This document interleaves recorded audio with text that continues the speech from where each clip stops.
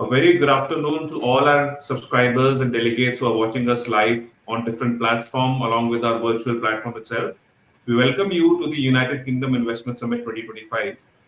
Again, we have a very interesting session now, which is with the Ajmera Law Group. Mr. Prashant Ajmera has been one of our most important contenders for all the videos that we do on different subjects with different markets. So yet again, we have with him with us for this particular session. It's going to be a very interesting session because Mr. Ajmera has approximately more than 30 plus years of experience in the legal fraternity. He has himself been staying in UK and worked in UK for a good 5 years. So none other than he's the best person or the source to speak to in terms of getting the factual image of what exactly is happening in UK, how it can get better, since he have a lot of connections and networks within the industry itself. We welcome you, Mr. Ajmera, to the UK IAS Thank you. 2025. Thank you, Mayank. It's always good to be here and chatting with you. Pleasure is all mine, sir. So moving forward, sir, firstly, we would request you to kindly again let our subscribers know who have joined new with us about the Ajmera Law Group, how you have grown over the years, and how you basically work for different international markets when it comes to investments and immigration activities. Sure. Yeah. Once again, formally, my name is Prashant Ajmera. I'm an Indian immigration lawyer. I'm a Canadian citizen. And I entered into the immigration industry by coincidence that in 1993, between 1988 to 1993, Mayank, I was in UK and I was a Mhm. student. And I was myself personally looking for an immigration. And just looking through the newspapers and advertisement at the time, social media was not there. I came to know about one law firm in Canada. I approached them, and when I approached them and had a first meeting and the second meetings, I told them that, hey, you are a lawyer. I'm also a Mhm. lawyer from India. Why don't we start working on immigration? And that's how my journey for immigration started in 1993. Obviously, Mhm. I moved to Canada. I became a Canadian citizen. But then my affiliations and membership with the international bar associations, I got a contact with the immigration lawyers in different countries: USA, Canada, Australia, New Zealand, UK, European countries. And that journey continues till date, that my association is increasing. And that's basically gives me a perspective of various immigration laws of the different countries, whereby when client comes to us, we try to look at the 360-degree views, their perspectives, what they want to achieve by residency and citizenship by investment, and what best solutions we can offer them. That's how we look at the whole practice. What is the goal? Generally, client calls up and says, "What ways you have available?" Well, we have all the ways available with us. What is your background? What do you want to achieve? How you want to do it? What do you want to do it? Like yesterday, I had a call from a guy from Dubai. I mean, from Bombay, but he has lived in Dubai and Kuwait for 20 Mhm. years. And he says that, give me something in the 6 months' time that I can be out of India with my family. Sir, I said to him, sir, you're dreaming. Miracle doesn't happen. We are dealing with the government agencies in each country, and they take their own time. The regulation changes, delays happens. What we can give you is based on your background. We can give you uh, precise, uh, advice that how the immigration can happen and what you want to achieve. But otherwise, if you say that if you do it something in the 180 days for me, I say it's not going to happen. So this is how we honestly and truthfully give an advice to our client. Fantastic, fantastic. So specifically from, I mean, when somebody comes to you, what is the parameter that you set for somebody for suggesting a particular market? I know most of the people now are very learned. They do their due diligence and their homework before coming to any lawyer, before making any kind of investment. Post Brexit, things have changed considerably.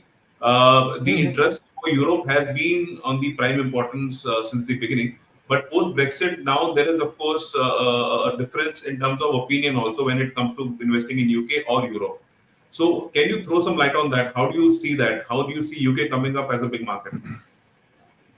See, the UK has remained always a big market because they are one of the pioneer of the immigration policies. Their doors were always open compared to Mhm. the other European countries. That's number one. Number two, UK is an English-speaking country, so it makes it very convenient and easy for Indian diasporas and South Asian community to settle there. than in a European country. And because of the large ethnic minorities available from every country is available in England, That's true. and they will see that I will get some support there. But if I go to a particular European countries, there is not much Indian communities or South Asian communities. And I think one of the major reason, I won't say that was the only reason, but one of the major reason was that why the UK joined European Union and then they left is that they realize it that because of their culture, strategic prominence in the world, and their financial markets and all these things, people living in UKs were all wanted to come to living in Europe, all wanted to move to UK, and then they realize it that this burden is coming all on us, and that's why they left. So UK has remained a prominent place in European Union and in European geographical area as a number one place to see. But also, the immigration keeps changing. As you already know, that the major immigration like investment programs and an entrepreneur program has been closed down. Why it has been closed down? Not that they do not want investors, they do not want an entrepreneurs coming to them, but they realize it that the kind of a system they had it, they were not bringing the right kind of an immigrants and investors they would like to have it. They were Mhm. coming from only certain countries and certain ethnic backgrounds.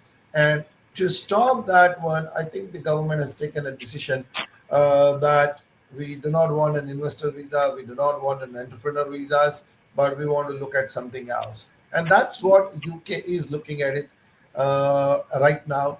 Changes are there, and it's a part of the immigration game. It's not going to be constant. The rules which are there may not be there in 2 to 5 years down the road. Absolutely, absolutely. What are the current legal pathways available for Indian HNIs and entrepreneurs and professionals seeking UK residency through business or investments? This is a little tricky because there are very significantly less volume of interest where people actually looking for that in terms of specifically the residency part of it. Majority I've seen are looking for the investment per se, but it will be good to know from individual aspects too. So there are three pathways are there. And one is the startup visa. After Mhm. Canada, UK was one of the country who has started the startup visa, and there was a significant interest was there. But Mhm. again, the government realized it that the it was not meeting the objectives of their bringing the immigrations or bringing the startup which they would like to bring it, and because of that, the incubation centers or the authorization agencies who are authorizing the startups has been reduced substantially. And now also government is looking at the startup companies who are authorizing or giving a letter of support, we call it, Mhm. very closely. But that startup visa pathway is there. That's number one. Number Okay. two, if you are a senior executive or a top executive, CEO, CXO types of person, and if you are in a higher salary bracket, and if you have a company to sponsor you or company to give you a job offer, then the Mhm. work permit pathway is open for you. Uh, because if you are an entrepreneur or a high-end person, this could be a possibility. And the Mhm. third one, which is becoming very popular now, is the self-sponsored visa. Because many a times you do not find the right kind of a companies, or you may not have a genius idea, but you may be a successful entrepreneur or a businessman in your home country, and you want to be in a UK for an immigration purpose for expanding your business. So then the third category is a self-sponsored visa, Mhm. and that allows the lot of Indian real businessmen and entrepreneurs successful to Mhm. expand their business into European market via UK using this, or it could be good for the even a successful startup if they have a next geographical market they are looking at is the European Union. Then Mhm. rather than going for a startup visa, probably you want to look at the self-sponsored business visa, No. whereby you are doing everything by yourself. That you register your Mhm. company in UK, you obtain all your license, you have a business plan, you have an Mhm. idea, and Mhm. obtain the license from the home office about this sponsorship company, and then you want to get sponsored in that one, and then take that company further. And if that company becomes successful, you can basically have an indefinite right to live in UK. or you can buy an existing business and do that, or you can basically take over or purchase an existing business or make an investment. So become a Mhm. joint venture. You can make it and then want to take that company further by making your investment. You can do that one. So that self-sponsored visas can work in a variety of ways, but this is only for a successful businessmen and entrepreneurs or professionals who are ready to do the business. But if somebody says that I want to go to UK Mhm. and then start working for a company, this is not for you. Mhm. Just to give a food for thought, why should one opt for UK and not Europe? It's basically if you want to move from your home country, that's from India or South Asian countries and not Mhm. Europe, your language is going to be your first tool in your hand to move around. And Mhm. so you are speaking in English, your children are going to the English speaking schools, and that hurdle is not there.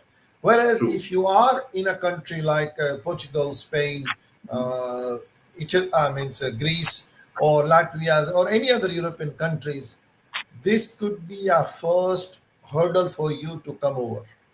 Mhm. And if you are in a position to do that one, then there is no problem. And that's why, man, uh, if you look at the golden visa of Portugal's or Spain or Greece and Latvia's, it is not entrepreneurship based. That option is Yeah. available, but they Yeah. have kept the fund investment or real estate Real estate. Yeah. investments with, True. yeah, with the minimum residency requirement Yeah. open, because they know that we are basically you can say fighting or competing against the USA, Canada, Australia, New Zealand, and True. UK. This five, and Ireland, six English-speaking country. Right. So I think that program has its own pros and cons. So Yeah. people who wants to move that one, their business, they generally look at the UK as a place where the language is not an issue, and that's why you see more immigrants moving not only from in India but other countries moving to this country, because English is a widely spoken language compared to the Portuguese or French or Spanish language, and that's why it's easy. But and that's why the people are, I think, looking at it. But also at the similar time, people having a Mhm. different objectives. They choose European countries as well. Perfect. Perfect. Okay. Given the complexities of the UK immigration law, what are some most common legal or procedural missteps that applicant make, and how they can be avoided? See, what most of the people do that is in when it comes to the business immigration, particularly in a market like in India and Pakistan's, Bangladesh, Sri Lanka's, and other neighboring countries, even in the Middle East, and I would say Singapore and Hong Kong, that rather than taking a professional advice, they do certain things on their own. Mhm. They apply for a visitor visas, they apply for incorporation of the companies, they try to do some business. They even probably obtain a visitor visas and go and visit UKs and do all these things. And when they fail, then they run to the lawyer or an immigration advisors. Mhm. And I think you should not do that one. You, if you are want to expand your business, when you come to a Western country, start taking the professional advice from the beginning.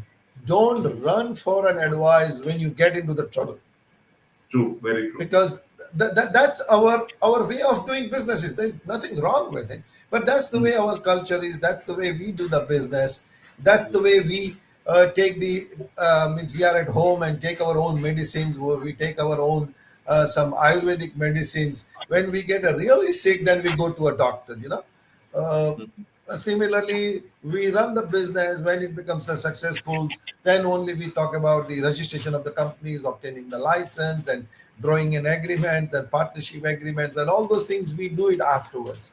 Whereas the Western culture of doing the business is that the day one, when you decide, you do all your compliances and requirement before. So what happens is that now you have already talked to the government about your profile, backgrounds, and everything, And now, if you want to be a creative with this profile, want to come up with the different strategies, you already used it, it becomes a challenging. So my advice to businessmen would be that if you want to immigrate, if you want to establish your business in UK or any country, take a professional advice from a beginning. Do not look for a Mm. country and the cheapest country and a best country. There is no True. cheapest country and there is no best country.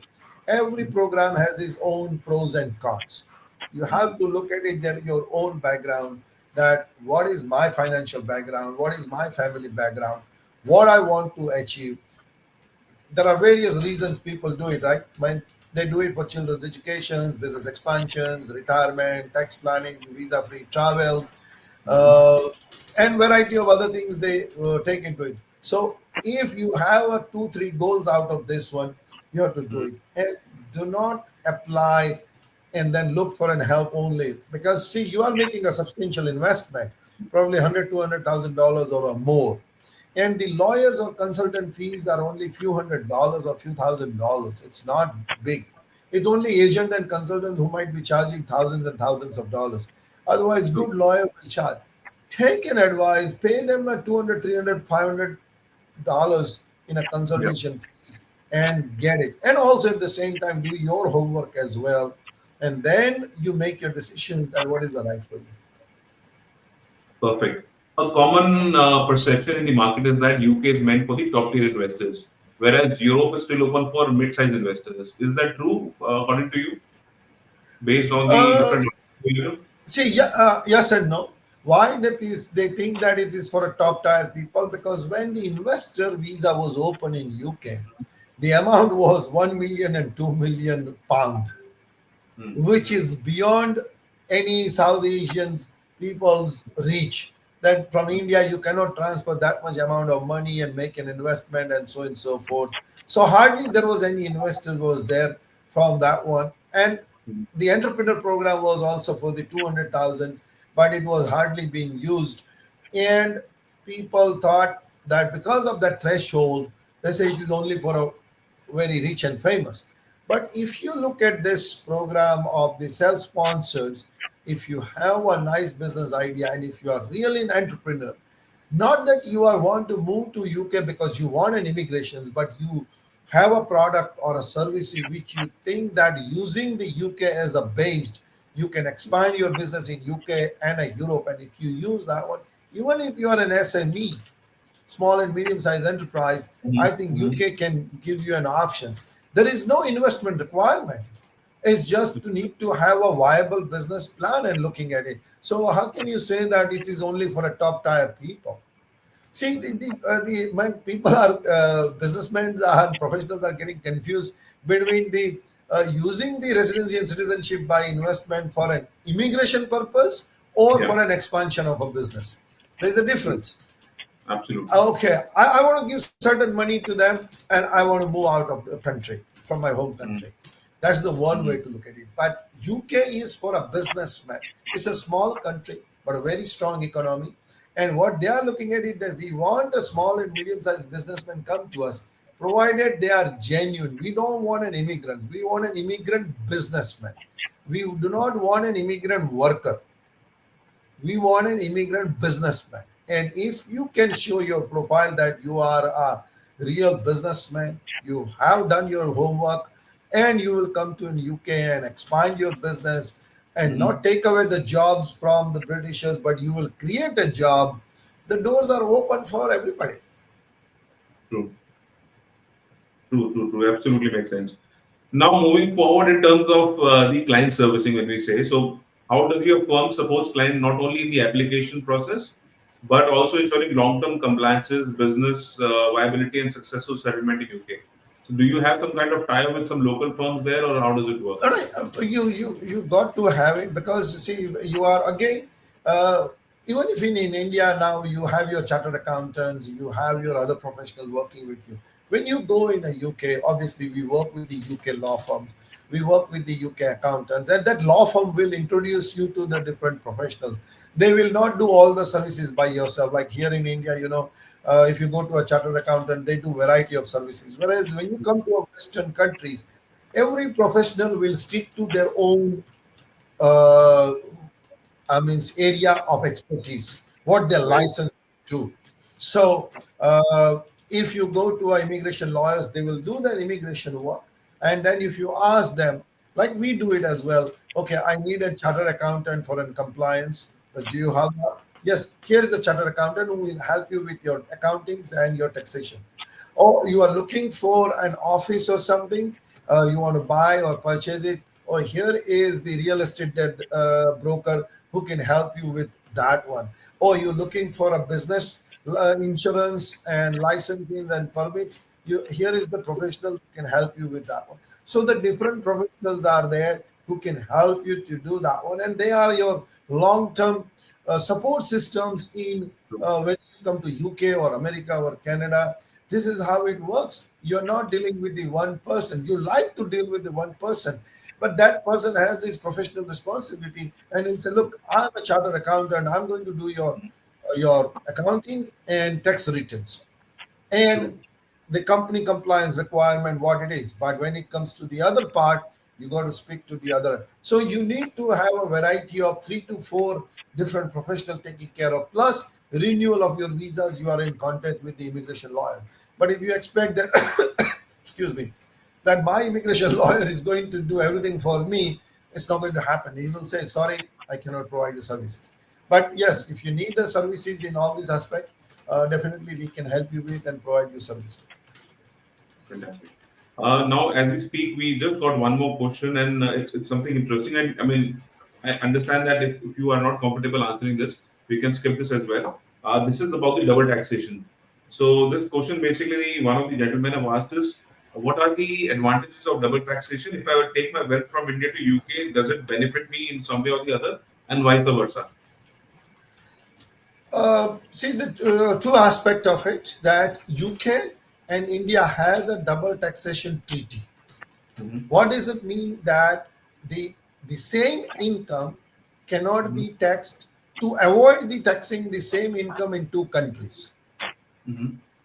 So, say for example, you have a rental income in India because you have an apartment in Delhi, Hmm. and you are making a 1 lakh rupees and rental income, and now you have moved to UK. So both this country has a taxation system based on the domicile. That means if you spend 182 days in England, you're subject to the British taxation system. I'm talking about individually. If you spend 182 days in India, you are subject to Indian taxation. So the first of all, you have to figure it out that where do you happens. And then if you take your wealth from here to UK, you will not be subject to Indian taxations. You are done. It's finished. But if you True. have a continuous income coming from your property in India, say for example, dividend from the shares, a rental Hmm. income from your properties, you are selling the properties and buying and selling the properties for the short terms and long term capital gains. So Hmm. that would be required to be taxed here in India. But if you have already established your residency in a foreign country, then Hmm. it will avoid the double taxations. That means if you have paid tax in India, then you will not be subject to taxations in UK. If you say that I'm not paying a tax in India, but I want to take this money to UK and subject to UK taxations, then you will get it. If you have a one-time properties, then probably you will be okay with filing a tax return in India. Like I have done it personally for a few of my friends and relatives in UK only, that they were Okay. Patel community, Patel, and they sold their property in India, and they Hmm. wanted to take the money to UK. So they took the money to UK because they are living there, and they were deducted the TDS 30%. But we filed for them a tax return in India, and we got that refund as well, and money was taken. So you will not be subject to pay. But if you are really wealthy, Hmm. and if you have a variety of properties and assets in India, it would be advisable to have a proper strategy with the accountant who is familiar with both systems, and who is expert in the double taxations, avoiding and filing your tax return in a way that it becomes a more advantageous. So generally, what I advise to the clients, Mayank, is Mhm. that our you, Mhm. but I ask them to make a list of all the properties and assets, what they have it in an Excel sheet. Mhm. Okay. Interesting. Then Yeah. I'll say that when you purchase this property, it could be land, it could be apartment, it could be stocks, mutual funds, fixed deposit, everything. Make a list of it. Mhm. And then what is the purchase value? What is the current market value of that property? And then the Okay. last column, write down what do you want to do with this one? Do you want to sell it or do you want to keep it? Mhm. If you keep it, whether it's going to generate any income. With that kind of sheet, go to Mhm. some accountant and take their advice, and then he will be in a best position to make a strategy for you that how to do this one. So I have a lot of people, a lot of my clients in this way to make their tax planning. It's there is no one answer. They take everything to UK, you'll be happy because Mhm. UK is also there is a heavy taxation is there. So you have to make a strategy, read the double taxation agreement, and see that what I should do with this property or that property, and accordingly you basically make your call. True, true, true. So, moving to the next question, in your view, how do you think UK's legal business environment support long-term opportunities for Indian investors, especially those in tech, education, and finance? Say it again. I mean, tech, Yeah, education, then finance. yeah. Your So view as per the UK's legal business environment, how they support the Indian investors and different opportunities in the tech, education, and finance sector. see, basically, when you see in all the Western countries, including UK, Mayank, they have a very good support system.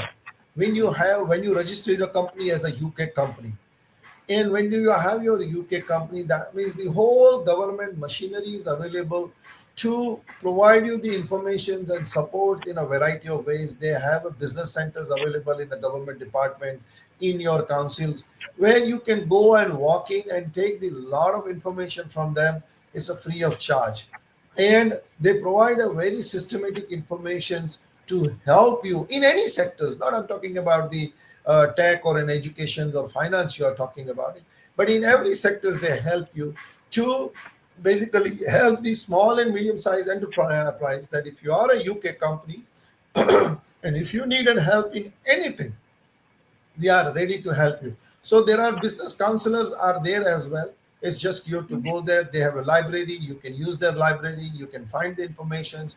You can do the research. You can ask them for an information. You can have a sessions with them, and then they can help you. And also at the same times nowadays, because of the technology, if you go to the Department of Commerce websites of the government of Mhm. UK and the government website, there is a tons and tons of information is available for doing a business in UK, for Okay. doing a business in UK. They have a report available, they have a statistics available, they have a data available, industry-wise, cross sections, vertical sections, horizontal sections, and it gives you a very niche market. Also, it is very important for the people to understand the product or services when they want to bring to USA to UK. Mhm. That what is the harmonized coding system? You have to find out that what code you have to export your product, and based on that code, it's very important, Mayank, to people to find out using that code that the UK will give you a exact statistics that how much import and export is business is happening in that particular industry. Yeah. And according to that, they keep the data, and that gives you an idea as who are the bigger players, who are the associations, where you should go about it, where the information is available, what are the shows are happening. So all those informations are available, and that's what we do actually, Mayank. When Mhm. the client do not want to do work on their own, that we help them to do all this work before True. even they go to the UK or any country to do their homework. Don't run to UK, वहां जाके सब figure out कर लेंगे. Once we reach there, we'll No, figure it out. You can't. not possible. Yeah. And Absolutely. because of the technology now available, you Yeah. have so much information available, authenticated from the government, from the internet. You just need to know that where to find it.